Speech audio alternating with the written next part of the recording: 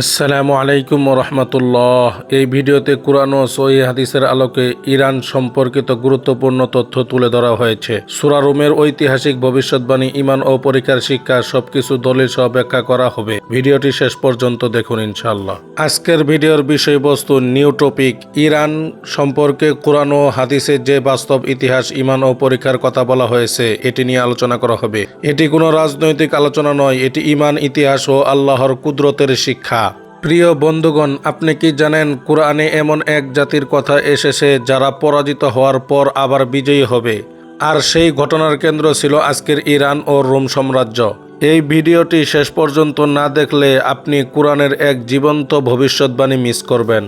পবিত্র কুরআনে ইরান প্রসঙ্গে আল্লাহ পাক রব্বুল আলামিন সূরাতুর রুমের 2-4 নম্বর আয়াতে বলেন, আলিফ লাম মিম গুলিবাতির রুম ফি আদনাল আরদি ওয়া হুম মিন বা'দি গালাবিহিম সায়াগলিবুন ফি বিদ'i সিনিন। অর্থ, রোমানরা পরাজিত হয়েছে নিকটবর্তী ভূখণ্ডে, কিন্তু অল্প কয়েক বছরের মধ্যেই তারা আবার বিজয়ী হবে। এ আয়াতের ব্যাখ্যা। এ আয়াত নাজিলের সময় পারস্য অর্থাৎ আজকের ইরান রোমকে ভয়াবহ পরাজিত করেছিল।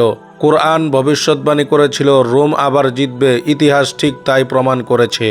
সূরা রোমের 2-3-4 নম্বর আয়াত আমাদেরকে শেখায় ক্ষমতা স্থায়ী নয়, বিজয় ও পরাজয় আল্লাহর হাতে।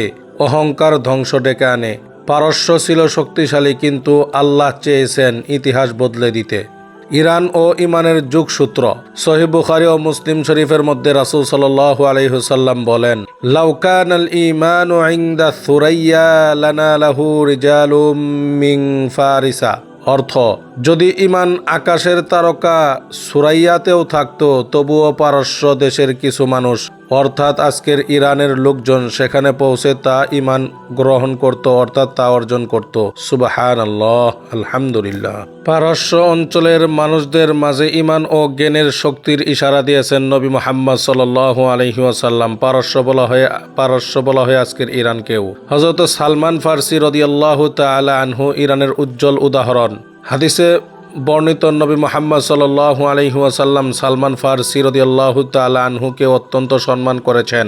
একজন ইরানি হয়েও সালমান ফারসি রাদিয়াল্লাহু তাআলা আনহু ইসলামের ইতিহাসে ঈমান, ত্যাগ, বুদ্ধিমত্তার প্রতীক দিয়েছেন। তিনি প্রমাণ করেছেন আল্লাহর কাছে জাতি নয়, তাকওয়াই আসল পরিচয়। ইরান ও পরীক্ষা। ইতিহাস বলছে ইরান অঞ্চল বহুবার যুদ্ধক্ষেত্র, ফিতনা, পরিবর্তনের কেন্দ্র হয়েছে।